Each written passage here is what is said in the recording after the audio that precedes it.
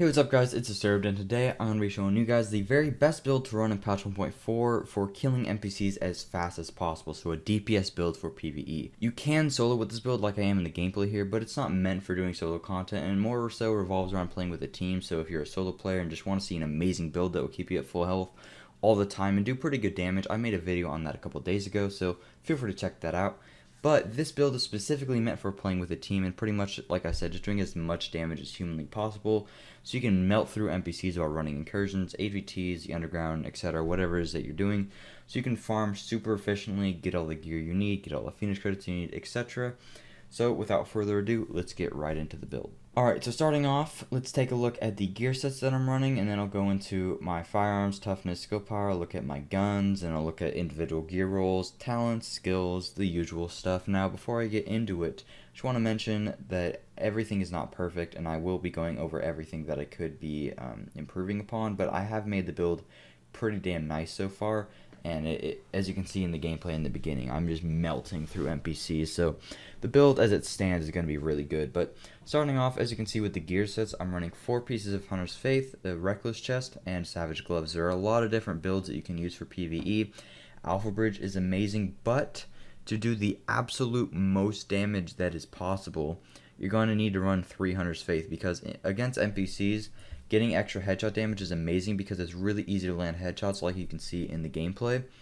And with stacking a bunch of headshot damage, that also increases the damage that you're doing with your sniper significantly. And a huge part of this build is going to be using a sniper. It depends on what content you're doing. In the beginning gameplay, you can see me doing the Dark Zone. Of course, I'm not going to be sniping NPCs because I'm just getting rushed by too many at a time. But if I were to do something like an incursion or maybe the underground where there's a lot of distance between me and an enemy, I will be using my SVD a lot. And my SVD will be providing me more damage than my M60 or assault rifle or whatever it is I'm using as my secondary could ever do, because just an SVD has so much extra damage due to the fact that with Hunter's Faith I'm stacking headshot damage.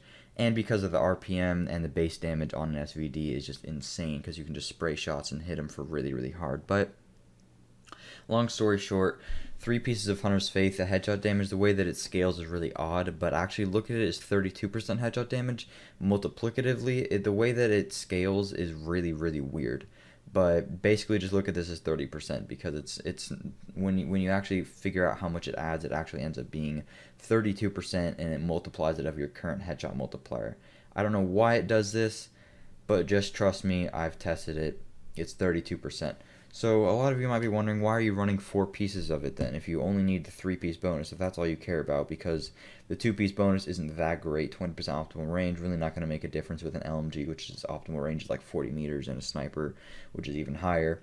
The reason I'm running the 4-piece, simply because my specialized backpack rolled stamina, and I couldn't use it for this build because it has skill power and not armor. So I just decided to use 4-piece Hunter's Faith, which is still good, because like I said, you're going to be using this in a team scenario, and, sorry, that was my knife. Since you're going to be using this in a team scenario, especially with the sniper rifle, the 4-piece Hunter's Faith bonus, it isn't that bad. It's really not going to make that big of a difference, because the armor bonus you get from it is pretty negligible. Though it's not a complete wasted slot to get a 4-piece bonus just for your whole team. I mean, toughness or survivability isn't that big a deal when doing PvE nowadays. I really don't tend to die ever in a full group, so unless you're running like 200k toughness or something, which you could do if you want to get as much damage as possible, I just think it's not really worth it to go for that. But regardless, I'm going to go off on a tangent if I keep talking. The 4 set, not the best in the world. I'd probably rather have a specialized backpack so that my heal and my pulse do more, or maybe a tenacious mask instead, and then just running 3 pieces of Hunter's Faith. A lot of people also would say that running 3-piece Hunter's Faith, 3-piece Sentry would probably be better than this. The reason that I don't agree with that is because since I'm running Reckless Chest, and like I said, toughness doesn't matter that much, while I have around 300k toughness, which doesn't seem like a lot, this is more than enough I need for PvE, and when playing with a group, my teammates can heal me up, they can use combat medic, they can shoot a first aid. Worst comes to worst, I die and they revive me, so my toughness is perfectly fine. So taking 10% more damage really doesn't seem to be a problem, but you're doing 8% more damage, and that already is probably going to be more beneficial than running 3 pieces of Sentry, because while the majority of your shots are going to be headshots, you are still going to land body shots here and there. There's nothing you can really do about that. And 8% damage is already almost as much as the headshot damage that you're getting from Sentry. So already there. It's better just by using Reckless Chest, and then you can use Savage Gloves as well, which gives you the extra crit chance against targets out of cover, which is amazing on its own. And then you could use a Specialized Backpack, like I said, for more skill power, or excuse me, or you can use a Tenacious Mask. Tenacious isn't the best because you aren't going to be medkitting all of the time.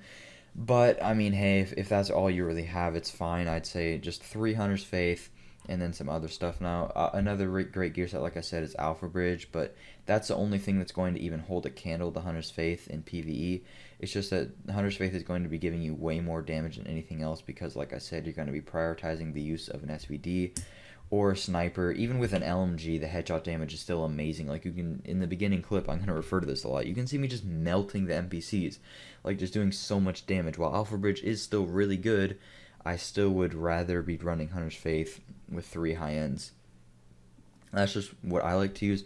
Alpha Bridge isn't too far behind it, but besides Alpha Bridge and Hunter's Faith, you're really not going to get much any better. Like, there isn't a single other gear set that even comes close to it in terms of damage in PvE context. So 3 Hunter's Faith or 4 Hunter's Faith, and then a combination of 3 high ends or 2 high ends depending on which you're using. Now, going into firearms, toughness, and skill power, this is probably pretty self-explanatory. I go for a mixture of high firearms and high stamina. I just like to have them pretty balanced, and then since I'm running Reckless, that makes my toughness rather low. You could decide to not use Reckless and then just go for more firearms. It pretty much just balances itself out, and then instead of running Reckless, you can run another high end or something that works as well. It just depends on what you want to do. I just like to run Reckless because that's what I have, and my Reckless chest is pretty damn god roll. So yeah, as long as you have around 300k, even like above 280k toughness will be perfectly fine for this build. That's more than you need. So besides that, let's get into the guns that I'm using. First off, I haven't re-rolled this SVD yet. I just really wanted to make this video because I didn't make one yesterday, and I didn't have enough Phoenix credits, and I didn't want to go farm more. I've been playing a lot today, and I just have some other stuff to do, so I didn't re-roll this, but it's not even that good of a roll anyways. Only 166 headshot and has brutal. I'd prefer to get something like, I'd probably get destructive on here. But anyways, I'm going to go over the guns that you would want to use. So with this build, like I mentioned, since you're going for so much headshot damage, and an SVD is going to give you more damage than anything else in the entire game, because the accuracy with it is very minimal. As you can see right here, you can spray with it, while with other snipers you can't because the recoil is too bad. So an SVD is going to be your best choice for a primary weapon for sniping, but if you're doing things like Dark Zone or HVTs or something, or just anything, maybe you just don't even like rushing, I would definitely recommend going for an M60. An M60 will give you more damage than anything else will. This is due to the fact that an M60, its base damage is really high. It has the damage to targets out of cover, which is amazing to complement it, and the mag size is huge. On top of the fact that LMGs have a built-in 100% headshot damage, SMGs have 50% headshot, and assault rifles have 75%. So LMGs will give you more headshot damage, and also with an M60, the recoil isn't that bad. Let me just switch over to it. The recoil is really easily manageable, so if you're on console and everything, even if you don't have good aim, it's really easy to land all your headshots. Well, using something like an LVOAC, you're going to be missing a lot of your shots, but if you're not going to use an M60, I'd say your second best bet would be... here, I'll just name a few good guns. The M60 is really good. The Hungry Hog is particularly good. I maybe even would have used this because it has Predatory. It has more base damage, though you are missing out on certain talents like Destructive and Brutal. So you're not getting... I'd probably reroll Stable actually for Destructive, because Destructive is going to give you more damage. I'll go into talents in a minute, but since you're missing out on these talents, since a Hungry Hog always rolls like this, it's not that great. But Predatory is really good, Meticulous is really good, and the built-in base damage is awesome. So Hungry Hog is an amazing choice. LVOAC is great. You are going to be missing a lot of your shots, so I'd say it's definitely more worth it to go for an LMG of some sort. But LVOAC is still really good if that's all you have available to you.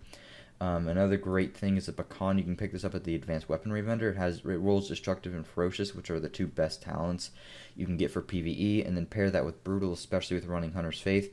This gun becomes a complete monster. It does so much damage.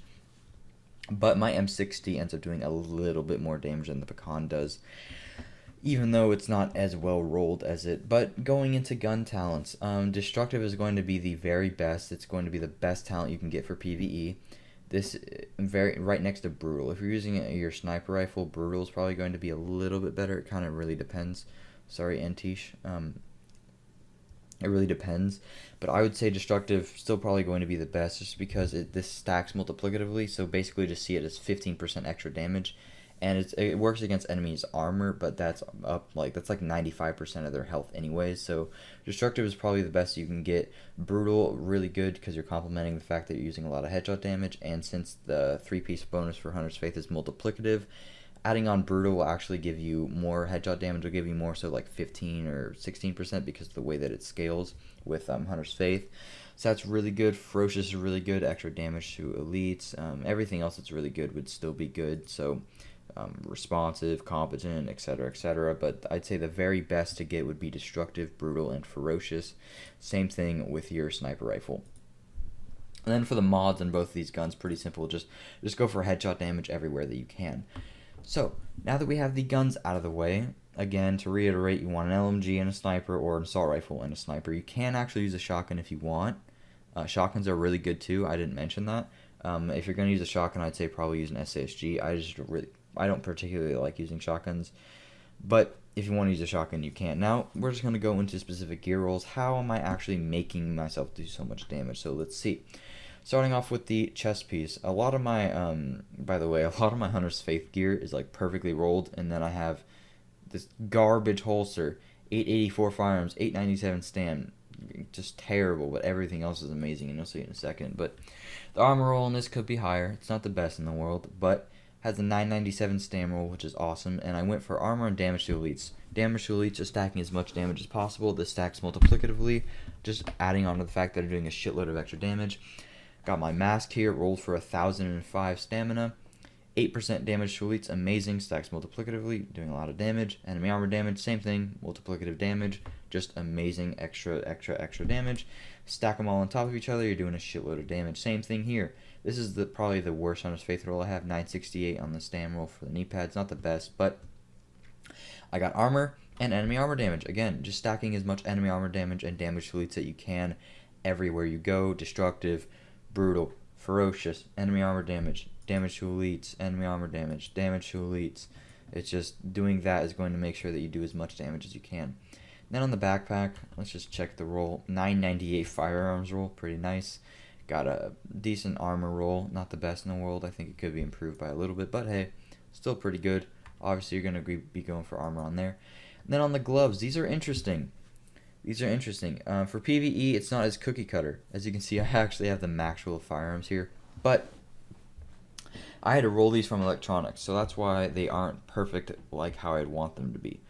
But what you're going to do is, it depends on what gun you're using the most, either an LMG, a sniper, or an assault rifle, or even a shotgun possibly. Depends on what gun you're using, but you're going to go for the roll. You're going to go for the base damage roll of what gun you're using. So in my case, LMG, because that's what I use primarily. I also use my SVD a lot, but I'd say the LMG I use more frequently because it's more versatile.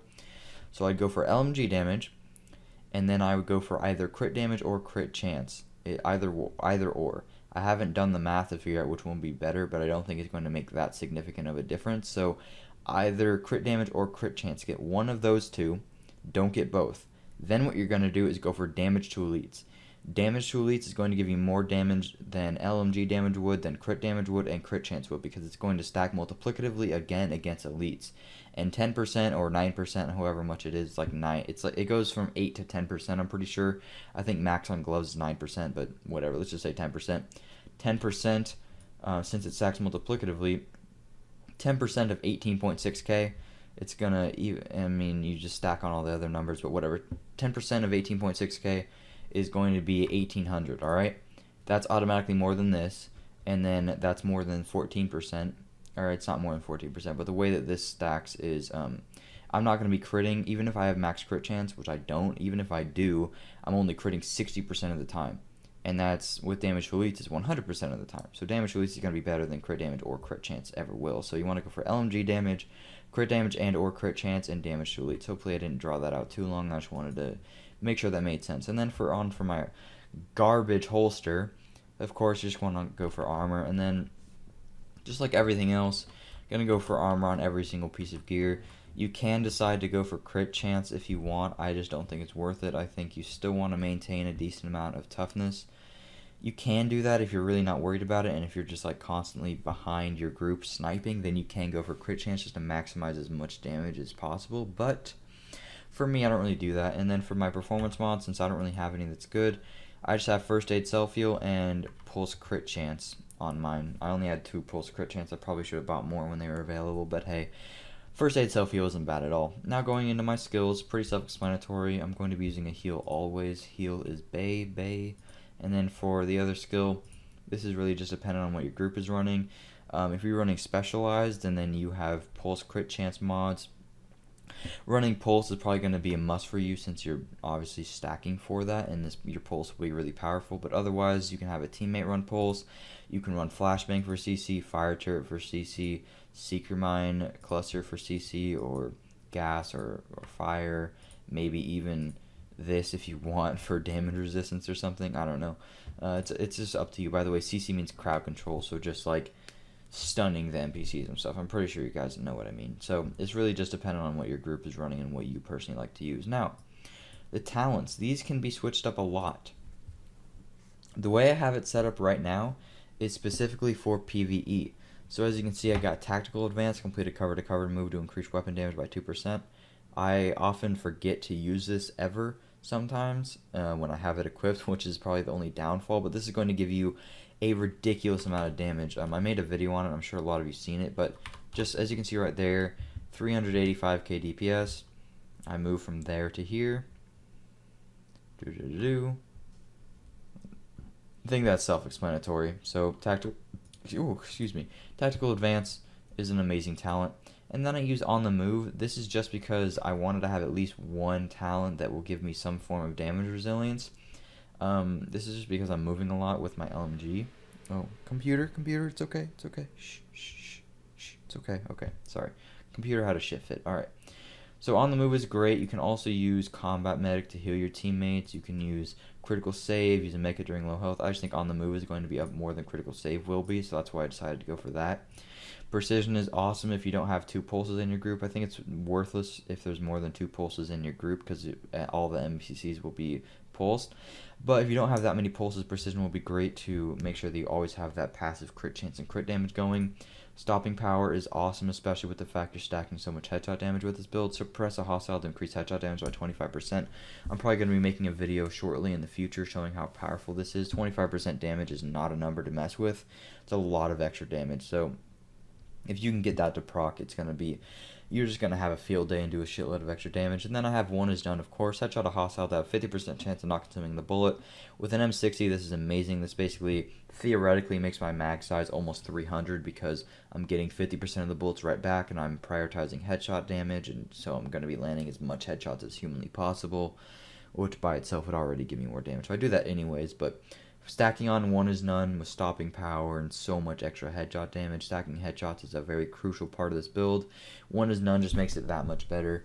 Like I said, there are a few other talents you could go for. Adrenaline even, triage, precision, stopping power, one is none, on the move. Oh, steady hands. I actually want to show you guys this. So a lot of people will use the pecan and they will be like, I can't land any headshots, or you'll be using the LVOA and you can't land any headshots because there's a lot of recoil. So as you can see right here, I'm not going to move my mouse up or down. I'm just going to let it shoot. So with the pecan, it has a pretty decent amount of recoil. It's kind of annoying to deal with. You can handle it, but it's a little annoying. So as you can see, pretty decent amount of recoil there. But with that perk that I just put on, steady hands, go into cover, come back out. Maybe it doesn't look like it, but it's much more manageable. Let me just show you in a scenario where I'm trying to pull it down. That would probably be more representative of how good the talent is. But here, let's say this is me trying to pull it down. It seems like I'm maintaining it, but I'm actually like really pulling down my mouse, and it's a little bit difficult, especially if I were to move. But I get steady hands, and I'm barely even pulling it down, and it's really easy for me to maintain. My mouse didn't move too much. Same thing on console. Even with an LVOAC, it's going to be so much more helpful, just so you don't have to deal with that as much. So, you know, as you can see with the LVOA, shitload of recoil, plop on steady hands, much more manageable. So that's just a tip for those of you that are having recoil problems when running this build because you're trying to max out headshot damage. So that's steady hands for you. Enter any cover to reduce recoil. Really great talent if you're using one of those guns, but I'm using an M60 and an SVD, which really has no problems at all with the recoil. So I don't really need to use steady hands, but is what it is. But yeah, that's pretty much it for the build, guys. There isn't much else I need to go for.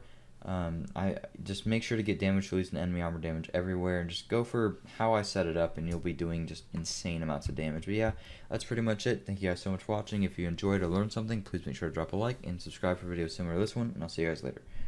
Peace out.